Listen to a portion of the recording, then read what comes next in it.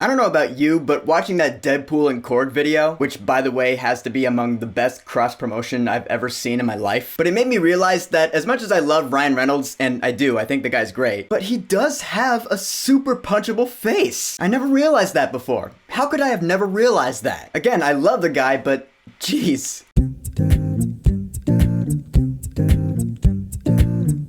Free Guy. So Free Guy is another movie that was supposed to come out last year, but it was delayed by the pandemic, so now it's coming out now. And it's under the 20th Century Studios name, meaning Fox under Disney. And it stars everyone's favorite funny actor right now, Ryan Reynolds. His character's name is Guy. He's an NPC in a massive multiplayer online video game. NPC stands for non-player character. He's a background character. And this world and game known as Free City, it's pretty much like Grand Theft Auto if it were a massive multiplayer online game instead. In this world, you can go anywhere, you can do crime, you can kill people, you can do whatever you want. And one day, this random NPC suddenly gains consciousness, and he's like, I'm gonna live my own life. He meets Jodie Comer, she's a player in the game, and the two of them go on their adventure together. That's in the game. Meanwhile, Jodie Comer in real life, she has her own story going on, and so now we have our movie. And when I was seeing trailers for this, I was like, okay, it could go either way. The premise seems great, but I could also see potential for this movie to be pretty bad. But luckily, this movie was good, and it was also great. First of all, Ryan Reynolds. Yeah, he plays the same Ryan Reynolds that he plays in everything. He talks like Ryan Reynolds because he's Ryan Reynolds. But like I said about Dwayne The Johnson in Jungle Cruise, he's an actor who knows his strengths. He's really good at playing that character, so that's what he does. It gets him work and it makes him money. And what can I say? For now, I still find his character very entertaining to watch. Although I know, just like with all actors who are typecast, there will come a day where people do get sick and tired of it. It's an inevitability and it's sad. But it's not here yet, and that is proven with Free Guy. Because his character totally works for this movie. And then there's Jodie Comer, and she's great in this movie too. Because she does play two different characters, kind of like Olivia Cooke in Ready Player One. She plays herself in real life, well, not her actual self. She doesn't play the actress Jodie Comer. She plays a real human being named Millie, and then Jodie Comer also plays Millie's avatar character in the game. One has a British accent, the other has an American accent. They do feel like two different characters, and so that's just all sorts of acting props to Jodie Comer. Her character in the game is like this badass. She's a smooth talker, and she's also pretty attractive. I like this character a lot. Joe Keery from Stranger Things, he's in this movie. He plays Millie's partner in video game development. I'm always happy to see Joe Keery get work, because I really like him. But I gotta talk about the villain in this movie. The CEO of the video game company, he's played by Taika Waititi. And I just have to say, this is the best acting from him I think I've ever seen yet. Now granted, I haven't seen him in too many things, but the things I have seen him in, like yeah, him as Korg, I'm not a huge fan. I've seen bits and pieces of Jojo Rabbit, and I was like, it's not quite my style, not quite my speed. But in this movie, Taika Waititi plays the villain, and he is a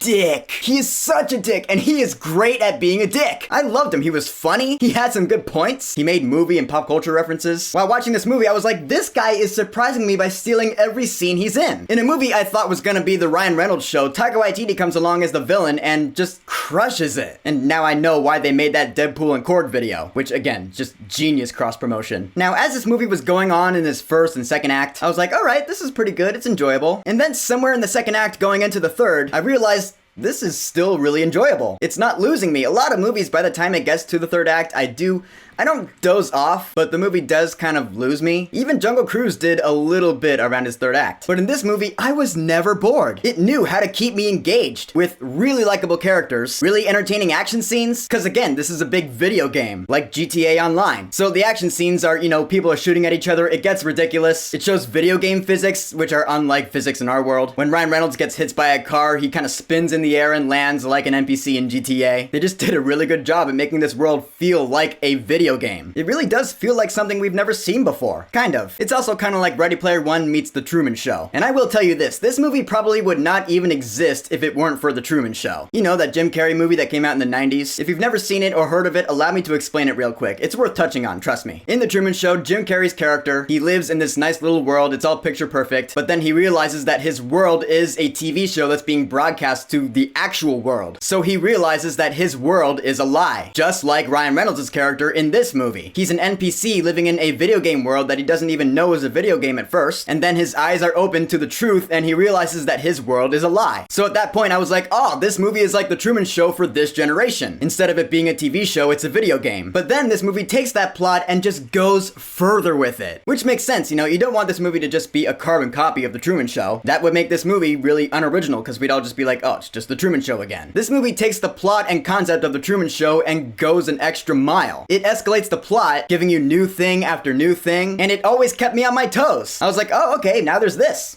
What are you gonna do about that, guy? I just want to give this movie all sorts of props for being remarkably original. In a world where IPs and sequels are the biggest things that make money these days in movies, along comes Free Guy, which is a uniquely original concept in the sense that it's not based on anything, you know, it's not based on a book or a game. It is its own unique original story that wouldn't exist without The Truman Show, and it ends up being one of the best movies of the year. I call that an accomplishment. Finishing touch on this whole thing is that this movie has a lot of heart. Yeah, sure, the world is great to look at, the action is entertaining, the characters are good, the humor is funny, but to bring it all home and make a movie memorable, you need that thing that pulls at your heartstrings. The thing that makes you go, oh, now I can connect with this movie because these characters have problems that I can relate to. This movie does that. I'm not going to tell you how, I'm not going to spoil it, but it's in here. As for the music in this movie, the score was done by Christoph Beck. He did the Frozen movies, the Ant-Man movies, the Peanuts movie, WandaVision. I'm a big fan of his work, but honestly, his score in this one was kind of lackluster in comparison to his other scores that I just mentioned. I don't know, I didn't really pick up on a main theme, which did kind of bum me out because I feel like a movie like this would be a prime cut for a big main theme. You know, a nice fanfare melody or something, I don't know. But I didn't really pick up on one.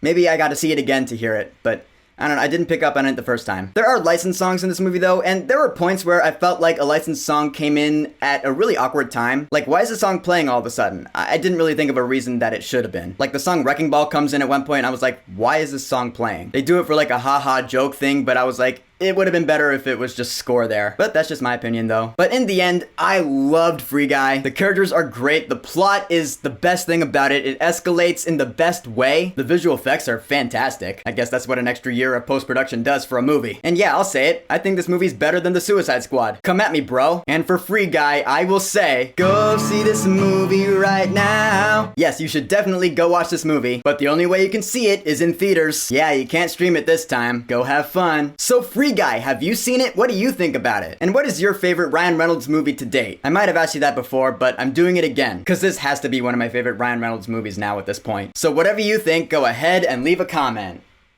And don't forget to subscribe.